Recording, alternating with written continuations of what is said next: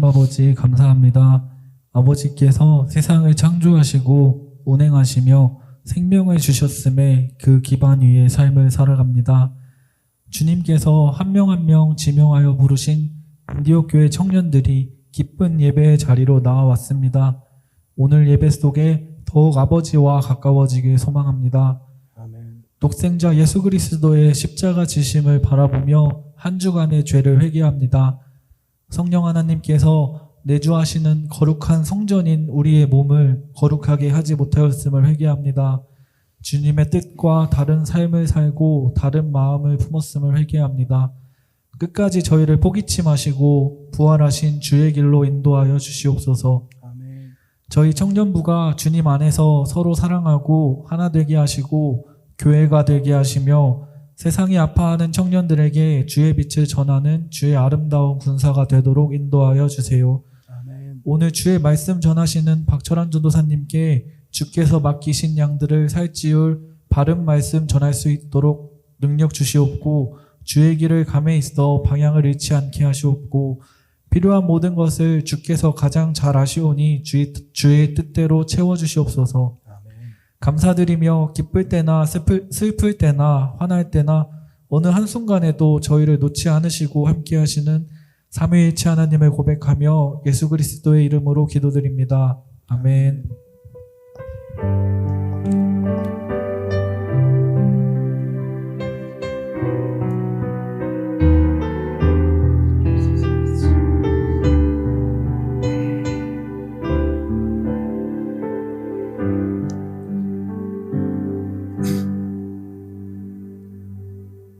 사도신경으로 우리의 신앙을 고백합니다.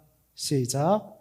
전능하사 천지를 만드신 하나님 아버지를 내가 믿사오며 그 외아들 우리 주 예수 그리스도를 믿사오니 이는 성령으로 잉태하사 동정녀 마리아에게서 나시고 본디오 빌라도에게 고난을 받으사 십자가에 못 박혀 죽으시고 장사한 지 사흘 만에 죽은 자 가운데서 다시 살아나시며 하늘에 오르사 전능하신 하나님 우편에 앉아 계시다가 저리로서 산자와 죽은 자를 심판하러 오시리라.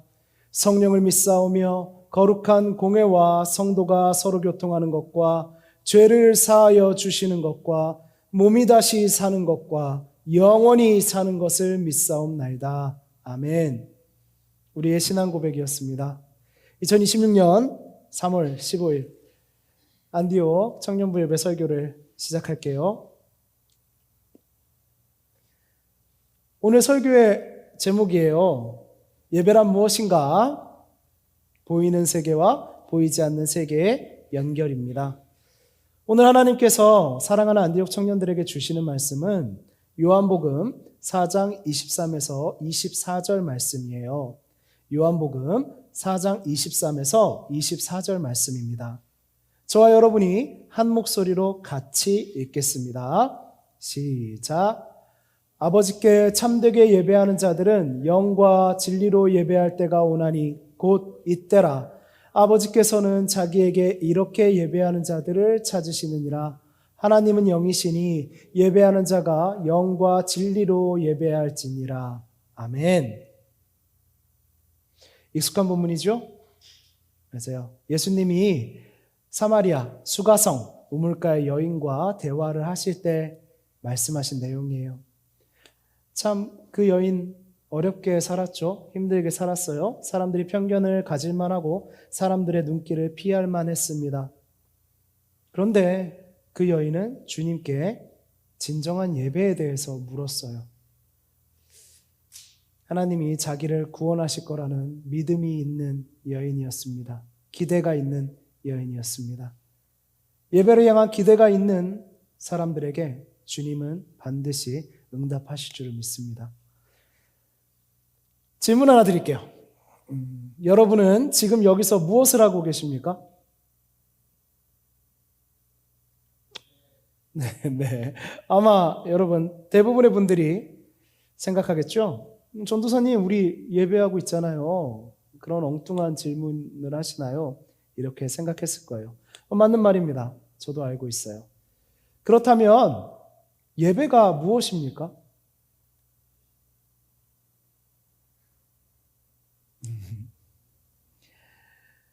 우리 각자의 생각이 있겠죠? 성경은 우리가 지금 드리고 있는 예배를 우리의 생각보다 훨씬 더 놀라운 방식으로 설명하고 있어요. 예배는 단순히 사람이 모여서 하는 종교 행사가 아닙니다. 예배는 우리 눈에 보이는 세계와 우리 눈에 보이지 않는 세계가 만나는 자리입니다. 우리 눈에 보이는 세계와 우리 눈에 보이지 않는 세계가 만나는 자리예요. 오늘 설교의 제목처럼 말이죠. 오늘 예배를 통해서 이 말의 의미를 분명히 알게 되기를 바랍니다. 우리는 눈에 보이는 세계에 살고 있죠? 눈으로 보는 세계에서 눈에 보이는 몸으로 살아가는 우리의 현실 말이에요. 우리는 시간과 공간 속의 삶을 살고 있어요.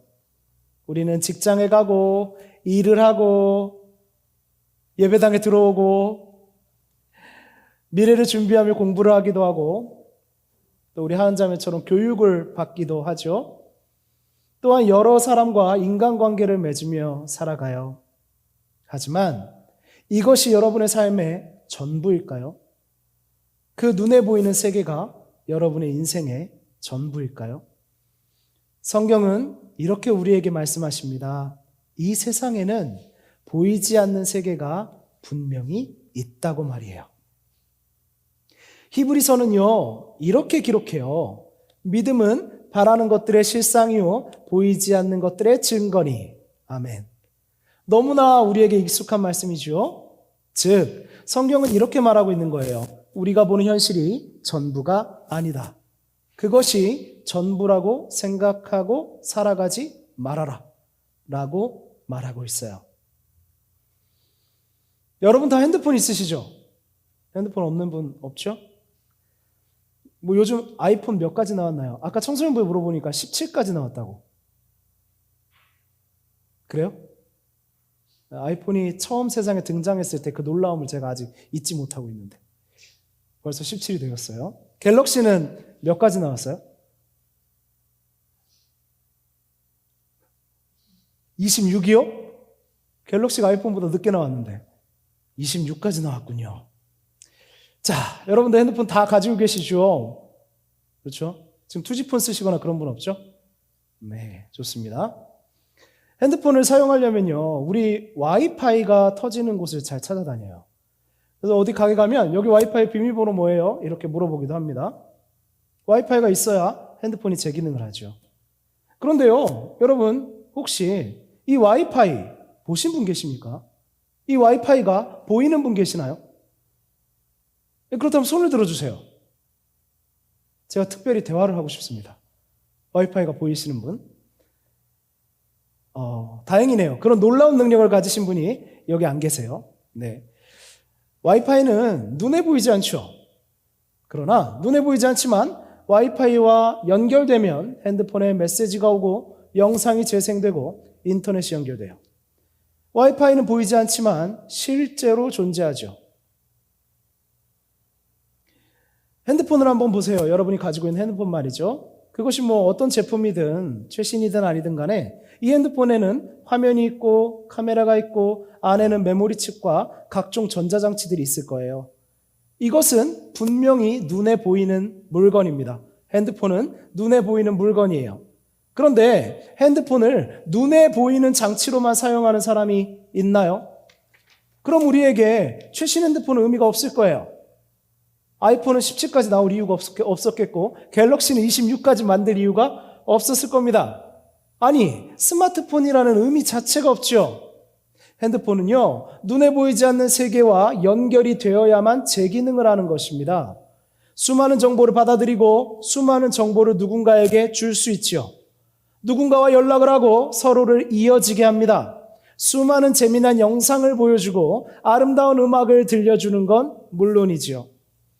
요즘에는 나보다 더 똑똑한 인공지능도 이 핸드폰 안에 있어서 이 핸드폰에게 질문을 하고 나의 고민 상담을 하기도 해요. 보이지 않는 세계와 연결되어 있기 때문에 가능한 일입니다. 만약 이 핸드폰이 눈에 보이지 않는 세계와 연결이 되지 않는다고 생각해 보세요. 여러분은 지금 여러분이 보고 있는 그 핸드폰으로 무엇을 하시겠습니까? 고작해야 아마 계산기, 그렇죠? 다이어리 이렇게 사용될 수 있겠네요. 그러기엔 이 물건은 너무 비싸잖아요. 보이지 않는 세계와 연결이 끊어지면 이 핸드폰은 참 볼품없는 물건이 되는군요. 보이지 않는 와이파이가 보이는 핸드폰에 영향을 미치고 있는 것입니다. 보이지 않는 것이 보이는 실체를 만드는 매우 중요한 요소예요. 신앙도 비슷합니다. 보이지 않는 하나님이 보이는 우리의 삶 속에서 역사하십니다. 보이지 않는 것이 보이는 세계를 움직입니다. 예배는 바로 그 보이지 않는 하나님과 우리의 삶이 연결되는 순간입니다. 이제 우리의 예배를 생각해 봅시다. 예배는 무엇입니까? 보이는 세계의 사람이 보이지 않는 하나님 앞에 서는 시간입니다. 우리는 몸을 가지고 교회에 오고 우리의 입으로 찬양하고 우리의 귀로 말씀을 듣습니다. 그러나 동시에 우리는 영이신 하나님 앞에 서 있습니다. 영이신 하나님 앞에 서 있어요. 그런데요, 여기서 문제가 하나 있어요. 오늘날 많은 사람들이 이 영성, 영적인 세계, 이러한 단어를 오해하고 있다는 것이에요. 영성이란 단어를 듣고 사람들이 떠올리는 것은요, 대부분 어떤 건가요? 신비체험, 황홀경, 내가 어떻게 보면은 주체할 수 없는 어떠한 경험, 환상을 보는 것, 이런 것들을 이야기하죠. 또는 귀신의 세계, 두려운 것, 무서운 것, 그런 것들을 생각해요. 귀신이 주는 공포지요. 재밌습니다. 우리에게 영적 세계라는 것은요, 어떻게 보면 현실을 잊게 만드는 망각이거나 아니면 귀신의 존재가 주는 공포이거나. 그렇죠? 재밌어요. 오히려 이러한 생각들은요, 우리를 영적인 세계에서 멀어지게 합니다. 이렇게 생각하든 그 세계는 우리의 삶과 너무나 멀리 떨어져 있기 때문입니다. 어쩌면 우리에게 영적인 것은 현실을 벗어난 쾌락이거나 어두운 공포인가 봅니다. 많은 영화와 미디어와 종교까지도 영성을 이렇게 묘사합니다. 그래서 여러분에게 영적 세계는 여러분의 현실과는 너무나 먼 이야기처럼 들리죠. 그러나 성경이 말하는 영적인 세계는 그런 것이 아닙니다. 성경은요, 하나님을 영이시라고 말합니다. 오늘 본문 24절에 보면 이렇게 말씀하시죠. 하나님은 영이시니 라고 말씀하세요. 하나님은 영이시다. 이 말씀은 하나님이 신비한 에너지라는 뜻이 아닙니다.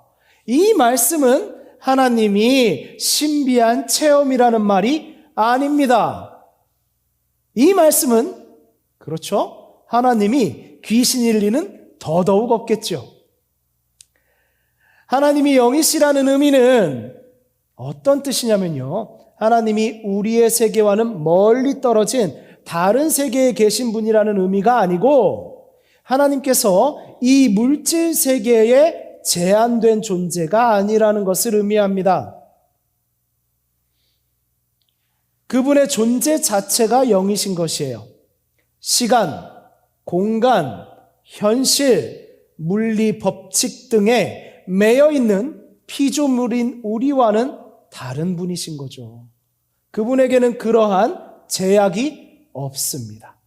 그것을 이야기하는 것이 하나님은 영이시다예요. 그래서 하나님은 예루살렘에만 계신 분도 아니고 사마리아 산에만 계신 분도 아니에요. 하나님은 어디에서나 예배를 받으시는 분입니다. 지금 우리 안디옥 교회에도요, 전쟁 중인 저 땅에도요, 하나님은 예배를 받으시는 분입니다. 이런 영이신 하나님께 우리가 어떻게 나아가서 그분을 만날 수 있나요? 여러분 그게 궁금하실 거예요. 우리는 어떻게 영이신 하나님께 나아갈 수가 있겠습니까?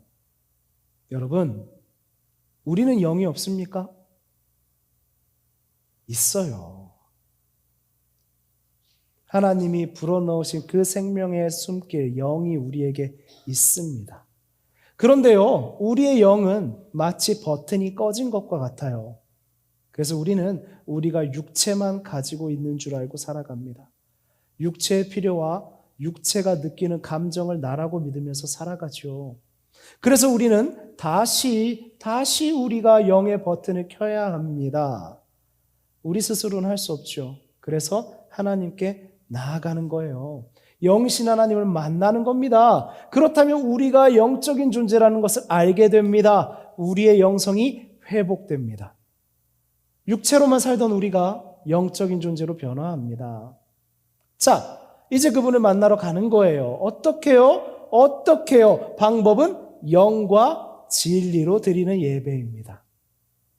오늘 본문에서 말씀하셨죠. 예배는 영과 진리로 드려야 합니다.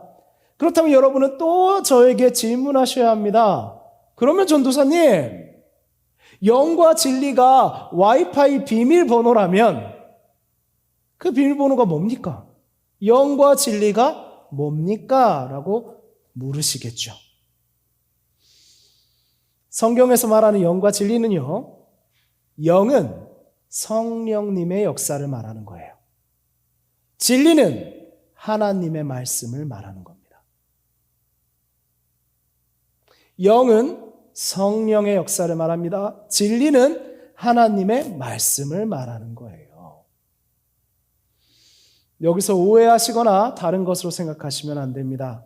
영과 진리로 예배한다는 것은 성령께서 우리의 마음을 하나님께로 향하게 하시고 하나님의 말씀이 우리의 예배를 올바르게 이끈다는 의미입니다.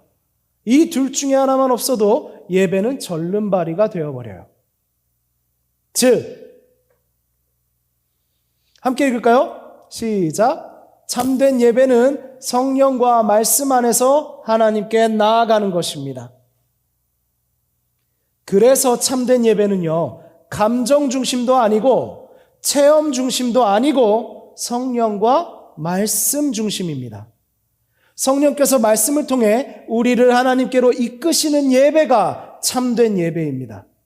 그래서 예수님은 오늘 본문에서 물리적 장소를 묻는 이 여인에게 그 물리적 장소를 넘어서 영과 진리로 예배할 때가 온다고 하신 것이에요. 우리가 영과 진리로 예배를 드릴 때 우리의 예배는요, 이 물리적 장소라는 현실을 초월하여 하나님과 연결되는 예배가 되는 것입니다. 이 예배의 초월성은 예배자의 삶에서 눈에 보이는 세계와 눈에 보이지 않는 세계를 연결합니다. 그렇다면 왜 눈에 보이는 현실과 눈에 보이지 않는 세계가 연결되어야 할까요? 그것은요, 하나님이 우리의 현실 속에서 역사하시기 때문이에요. 여러분이 기억해야 할 중요한 사실이 있습니다. 성경에서 말씀하시는 하나님은 현실을 떠난 하나님이 아니라는 거예요. 그때 우리는 성육신을 기억해야 합니다. 여러분, 성육신을 기억하십시오. 하나님이 현실을 떠나신 분이 아니라는 것은 성육신을 기억할 때 그 증거가 바로 예수 그리스도의 성육신이에요. 요한복음 1장 14절에 이렇게 말씀하십니다. 말씀이 육신이 되어 우리 가운데 거하심에. 아멘. 예수님은요, 실제 인간의 몸으로 오셨고 실제 역사 속에 사셨고 실제 십자가에서 고통받고 죽으셨습니다. 하나님이신 그분이 말이죠. 이것은 무엇을 의미합니까? 하나님은 현실을 무시하지 않으신다. 오히려 하나님은 우리의 현실 속에서 역사하신다. 하나님은 먼저 우리의 삶 속으로 오셨다. 아멘. 그래서 예배는 우리의 현실로 오신 하늘의 그리스도를 향해 우리의 현실을 가지고 나아가는 것입니다. 우리의 현실을 가지고 나아가는 거예요. 현실을 떠나는 시간이 아니라 현실을 하나님께 가져오는 시간입니다. 우리의 현실을 하나님께 연결하는 시간인 것입니다. 여러분, 이건 정말 중요해요. 여러분, 아파서 예배를 못 오시는 분들이 있어요. 몸이 아픈 것, 아이고 걷기 너무 힘들어요. 앉아있기 힘들어요. 안타깝지만 저 기도합니다. 빨리 낫게 해달라고요. 같이 예배하게. 그런데요, 저에게 기도하기 어려울 정도의 탄식이 나오는 순간은요, 마음이 아프거나 어려운 일이 있을 때 예배에 나오지 못하는 거예요. 그게 정말 아쉬운 겁니다. 마음이 아프고 내 현실에 답이 없고 내가 곤란한 일에 처했을 때 우리는 그 현실을 그대로 가져와서 보이지 않는 세계의 영이신 하나님과 연결해야만 하는 것이에요. 그런데 우리가 예배를 잘못 알고 있습니다. 그러지 않아야지. 모범생이어야지. 할만해야지. 내가 괜찮아야지 예배하는 줄 알아요. 사람들의 그런 시선을 이 예배 자리에서도 많이 받았기 때문이에요. 그래서 더 예배에 와야 할 사람이 예배의 자리에 보이지 않습니다. 그때 저는 마음이 아파요. 우리는 예배에 올 때 우리의 기쁨도, 우리의 고민도, 우리의 삶도 모두 가지고 오는 겁니다. 두고 오는 게 아니에요. 그리고 그것을 하나님께 드립니다. 내가 못난 거, 내가 부족한 거, 내가 실수한 거 가지고 오는 겁니다. 두고 오는 게 아니에요. 가면 쓰고 오는 게 아닙니다. 그걸 그대로 하나님께 드리는 겁니다. 예배의 놀라운 일은 이것입니다. 우리가 예배할 때 우리의 세계와 하나님의 세계가 연결이 되고 하나님의 세계가 우리의 삶에 임한다는 것입니다.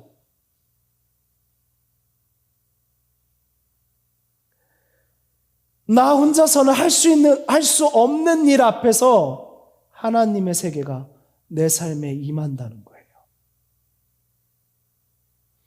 우리 예배 드릴 때마다 늘 이렇게 기도하잖아요. 보십시오. 우리 맨날 기도하는 내용입니다. 뜻이 하늘에서 이루어진 것 같이 땅에서도 이루어지이다. 우리는 깊이 생각하지 않고 이 기도를 그냥 외운 대로 하지요. 그런데요, 이 기도는요, 예배의 본질을 담고 있습니다. 예배는 바로 이것입니다. 하늘의 뜻이 땅에 임하는 시간입니다. 하늘의 뜻이 여러분의 삶에 임하는 시간입니다. 뜻이 하늘에서 이루어진 것 같이 땅에서도 이루어지이다. 이것은 마치 저 블라인드 한번 보세요. 저 블라인드를 열면 햇빛이 예배당 안으로 들어오는 것과 같아요. 여러분, 햇빛은 이미 존재하지만 블라인드가 열리면 이곳에 쏟아져 들어옵니다. 예배의 시간은 하나님의 은혜가 우리 삶에 들어오는 창문과 같습니다. 진짜 예배는 우리의 마음에 들이운 블라인드를 걷는 것입니다. 그런데 많은 사람들이 예배를 오해합니다. 청년들에게는요, 예배에 대한 3가지 착각이 있어요. 첫 번째 착각은요, 예배는 종교적 의무라는 겁니다. 많은 사람들이 예배를 의무처럼 생각합니다. 그래서 무겁고 하기 싫고 숙제 검사 받는 기분이에요. 하면 오늘 잘했어요 도장 하나 받는 거고, 안 가면 너 왜 안 왔어라고 점수 깎이는 거고, 부담됩니다. 자꾸 쫓기듯이 예배하다가 어느 순간 깎인 것 같으면 아예 안 합니다. 그 점수표 받기가 싫거든요. 지키면 칭찬받고 안 지키면 혼나니까요. 하지만 예배는 그렇게 가벼운 게 아닙니다. 오히려 가벼운 게 아닙니다. 예배는 의무가 아니라 여러분 인생이 하나님께 나아가는 사건입니다. 여러분이 하나님과 연결된 존재임을 드러내고 신호를 재정비하는 시간입니다. 우리는 세상에서 지내며 너무 많은 전파 방해를 받고 있거든요. 그래서 하나님 앞에서 말씀을 듣고 성령이 주시는 감동으로 나를 업그레이드하는 시간이 바로 예배인 것이에요. 그래서 제가 핸드폰에 예를 든 것입니다. 전파 방해를 뚫고 우리가 업그레이드 되는 시간이 바로 예배입니다. 다시 창문을 한번 보십시오.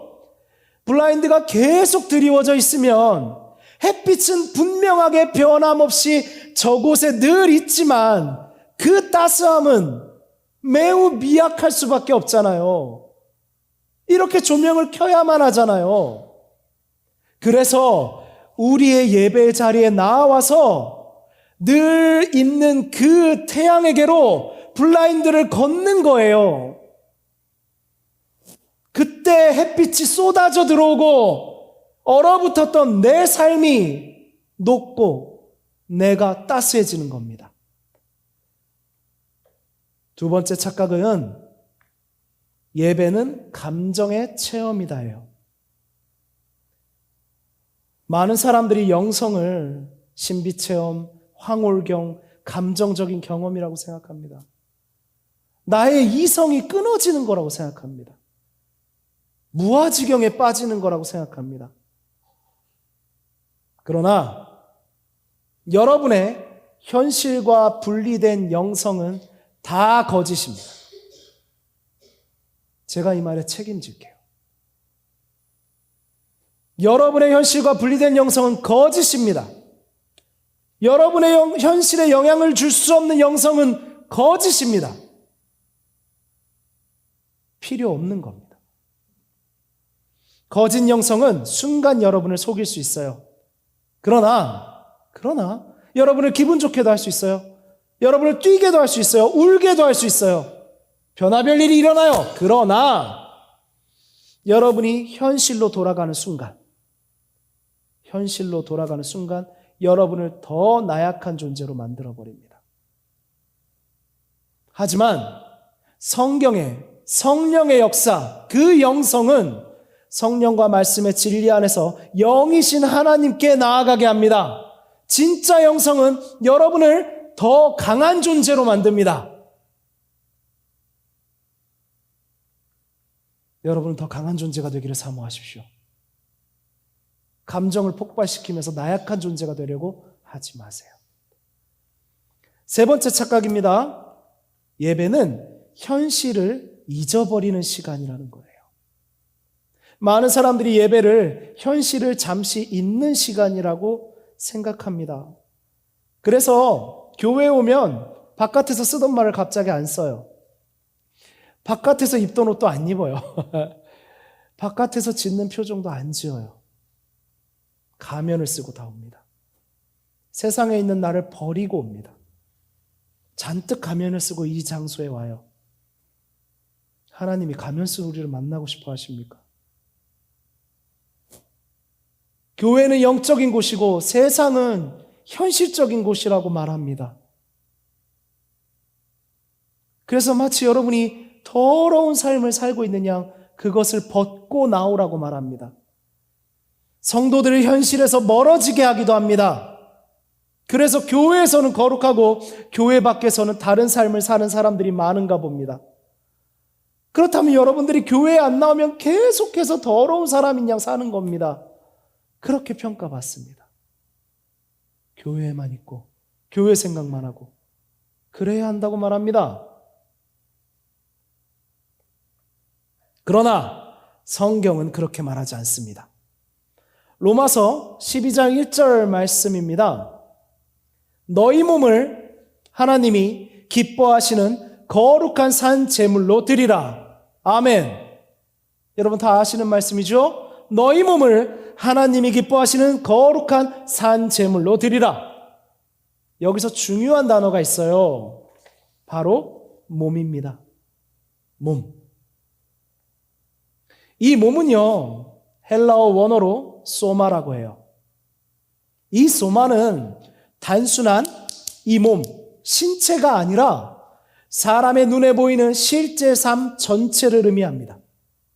여러분의 일상의 전부를 의미합니다. 그것이 소마, 몸이에요.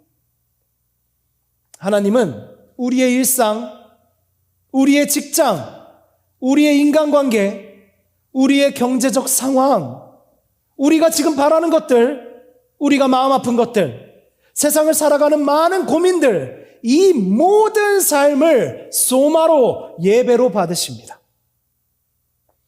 즉 예배는 현실을 버리는 것이 아니라 현실과 떠난 엉뚱한 소리를 하는 시간이 아니라 우리의 현실을 하나님께 드리는 것입니다. 성경이 말씀하는 예배는 우리의 삶을 하나님께 드릴 때 하나님의 나라를 여러분의 삶에 가져오는 시간입니다. 우리의 삶을 하나님께 드릴 때 하나님의 나라를 여러분의 삶으로 가져오는 것입니다. 하나님과 연결된 여러분은 변화할 것입니다. 예배당 문을 나가서도 하나님 나라를 바라보며 살아가게 됩니다. 아멘. 사랑하는 여러분, 제가 말씀드린 세 가지 착각을 지금 이 순간 버리십시오. 지금도 하나님은 참된 예배자를 찾고 계십니다. 지금도 찾고 계십니다. 오늘 본문 23절을 보십시오. 아버지께서는 자기에게 이렇게 예배하는 자들을 찾으시느니라.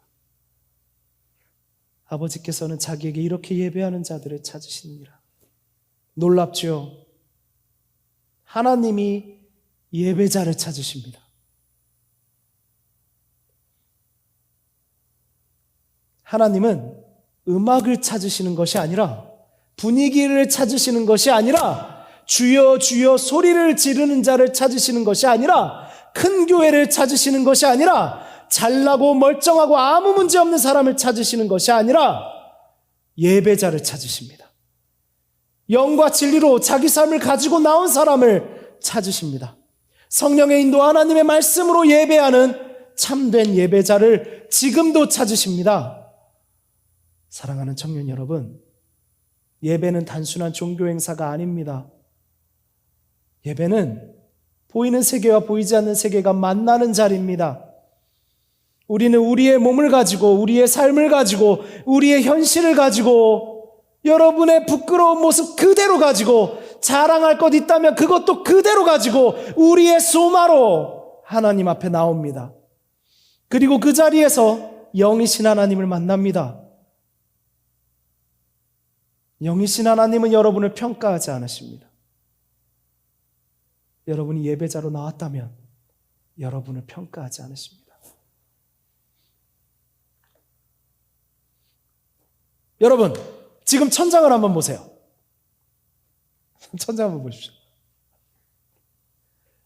혹시 하늘의 예배가 보이십니까? 천사들의 찬양이 들리시나요? 보이시나요? 보이는 분은 저한테 얘기를 좀 해주세요. 따로 좀 얘기 좀 나눕시다. 전 보입니다. 그런데 히브리서 12장 22절에서 24절 말씀을 세번역 성경의 번역을 한번 읽어볼게요. 우리 같이 읽겠습니다. 시작. 그러나 여러분이 나아가서 이른 곳은 시온산 곧 살아계신 하나님의 도성인 하늘의 예루살렘입니다. 여러분은 축하 행사에 모인 수많은 천사들과 하늘에 등록된 장자들의 집회와 만민의 심판자이신 하나님과 완전하게 된 의인의 영들과 새 언약의 중재자이신 예수와 그가 뿌리신 피 앞에 나아왔습니다. 아멘. 아멘. 저는 이 장면이 보입니다. 보려고 합니다. 그리고 사실입니다. 이 말씀의 의미는 무엇입니까? 우리가 예배할 때 단순히 이천에 있는 안디옥 교회 건물에 앉아 있는 것이 아니라 하늘의 예배에 참여하고 있다는 것입니다. 하늘과 땅이 연결되는 시간이라는 것입니다. 그래서 오늘 본문에서 예수님은 우리가 영이신 하나님께 영과 진리로 예배한다고 하셨죠. 여러분, 축하 잔치가 열린답니다. 천사들도 우리를 축하하고 있습니다. 우리가 예배할 때 말이죠. 이 말씀을 상상해 보십시오. 상상해 보세요. 그려봅시다. 여러분이 하늘에 계신 하나님의 도성에 왔습니다. 여러분 예배자로 이곳에 왔습니다. 여러분을 축하하는 축하잔치가 열렸습니다. 세상에서 힘들었지, 아팠지. 그래, 너희가 죄인이라서 참 아프지. 나에게 오라. 여러분들 삶을 그대로 가지고 나와왔습니다. 축하합니다. 너희가 예배자가 되었구나. 천사들이 여러분을 환영하며 함께 찬양합니다. 여러분을 보고 미소 짓고 계신 하나님이 보입니다. 하나님이요, 그 미소 지으신 얼굴로 여러분께 말씀하십니다. 어여쁜 내 자녀야, 너는 참으로 아름답고 의롭구나. 우리 생각해요. 하나님, 저는 의롭지 않은데요. 저는 그다지 아름답지도 않아요. 그 순간 부끄러워진 나의 손을 누가 꽉 잡습니다. 그 따뜻한 손. 고개를 들어보니 우리의 손을 잡고 계신 예수님이 보입니다. 너무나 아름답고 의로우신 예수님. 예수님이 말씀하십니다. 내가 너의 안에, 네가 나의 안에 있다. 그러니 안심하라. 나의 아들아, 나의 딸아. 예수님 손을 잡으면 우리는 아름답고 의로운 사람이 맞습니다. 아멘.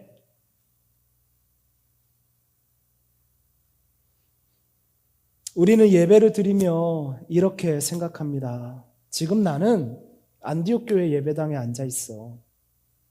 하지만 성경은 그렇게 말하지 않아요. 성경은 말씀하십니다. 지금 우리는 하늘의 예배에 참여하고 있다. 그리고 여러분, 이 사실을 꼭 기억하십시오. 지금 여러분은 설교자 앞에 있는 것이 아닙니다. 지금 여러분은 서로의 앞에 있는 것도 아닙니다. 여러분은 하나님 앞에 있습니다. 여러분은 하나님 앞에 있습니다. 꼭 기억하십시오.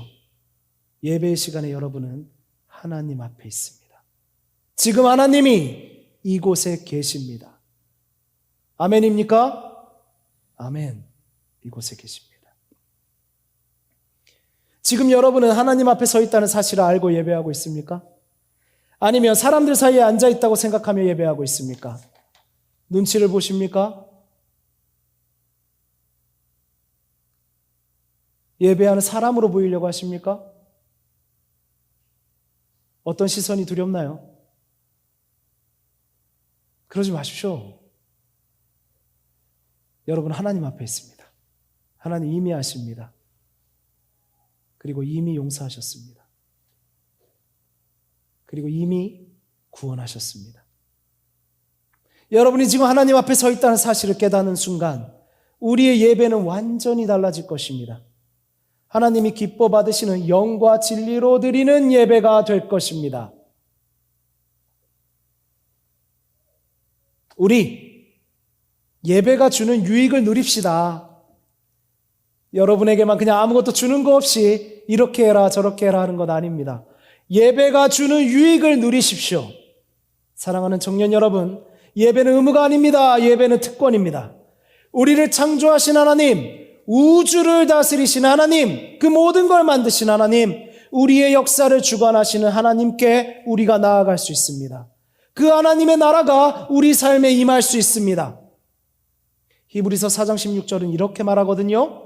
우리가 은혜의 보좌 앞에 담대히 나아갈 것이니라. 아멘.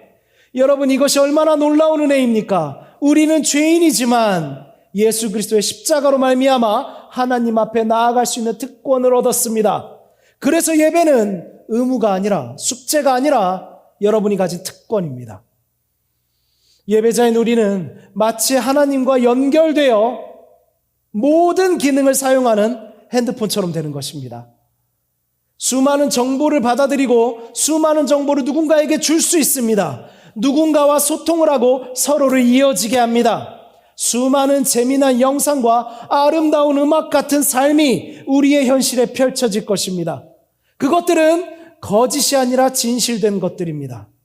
또한 우리는 지혜를 갖게 됩니다. 우리가 하나님과 연결되어 하나님의 지혜로 세상을 바라보게 됩니다. 이제 우리는 진짜의 삶, 그 진리의 삶을 살게 됩니다. 이렇게 우리의 예배는 종교활동이 아니라 우리 삶의 능력입니다. 그 특권의 유익을 누리십시오. 우리가 예배할 때 하나님이 우리를 위로하시고 하나님이 우리를 새롭게 하시고 하나님이 우리에게 힘을 주시기 때문입니다. 여러분이 세상 속에서 지치고 흔들리고 고민할 때 하나님 말씀하십니다. 내 앞으로 나오라. 예배는 바로 그 자리입니다. 지친 영혼이 하나님을 만나는 자리, 흔들리는 마음이 다시 세워지는 자리, 우리의 삶이 다시 방향을 찾는 자리, 늦은 때는 없습니다. 살아있다면 나오십시오. 그래서 여러분, 다음 주에 예배에 올 때 여러분의 생각을 좀 바꿔보세요. 아, 주일이니까 오늘 또 예배하는구나 하지 마시고 이렇게 생각하십시오. 우리 함께 읽을게요. 시작. 오늘 내 삶을 가지고 간다. 오늘 하나님 앞에 선다. 오늘 하나님 나라가 내 삶에 임한다. 아멘. 이렇게 생각하며 예배하십시오. 하나님 기뻐하실 겁니다. 이렇게 생각한 여러분은 예배 자리에서 분명히 알게 될 것입니다. 예배는 의무가 아니라 기쁨이라는 것. 예배는 부담이 아니라 위로라는 것. 예배는 형식이 아니라 여러분 삶의 능력이라는 것을 알게 될 겁니다. 사랑하는 청년 여러분, 예배는 하나님 앞에 서서 세상을 살아가게 만드는 우리 삶의 능력입니다.